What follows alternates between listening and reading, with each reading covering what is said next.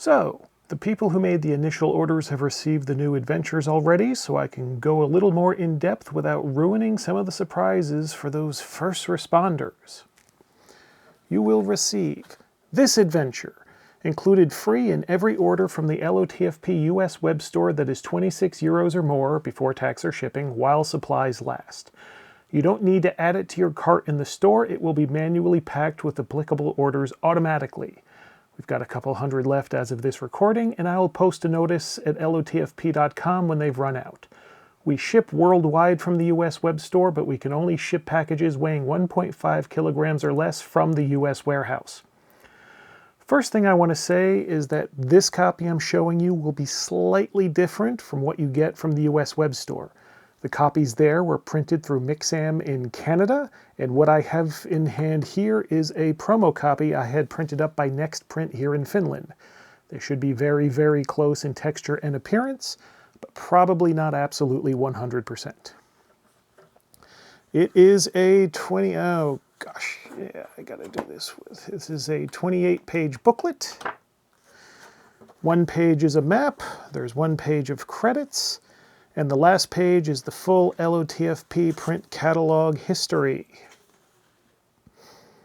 So a solid 25 pages of adventure. Well, 26. The map does count as adventure content. The setup to the adventure is that a mysterious gentleman informs the player characters that there will be a volcanic eruption nearby tomorrow. They are given instructions on when it will be safe to explore the volcanic area, and they'll be given a reason to do so. The adventures itself is basically a dungeon adventure in the form of rocky paths through the magma chamber inside the volcano.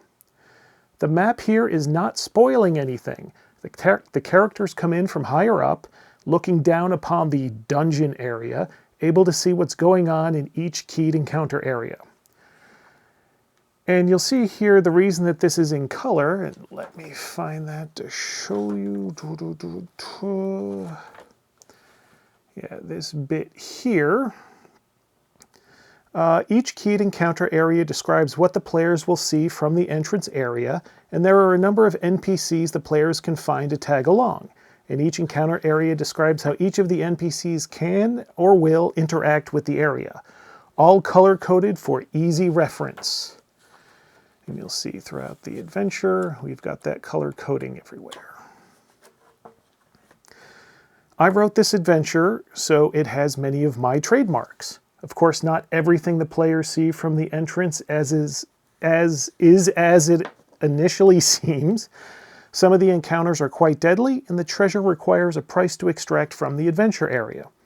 One encounter has a bit of potentially icky spice, but only if player characters give in to obvious temptation. I do promise two things.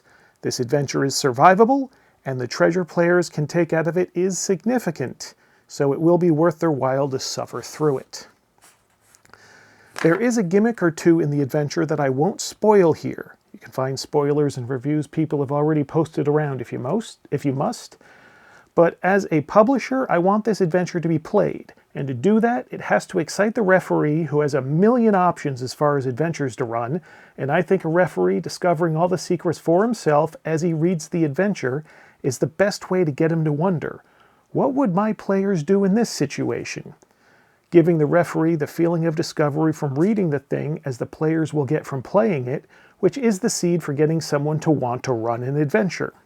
If I just blabbed all the secrets, I'd have to either do so comprehensively that it ruins any of the fun of discovering it for yourself, or in simply giving a short summary, running the risk that you make assumptions, which I guarantee won't be exactly right.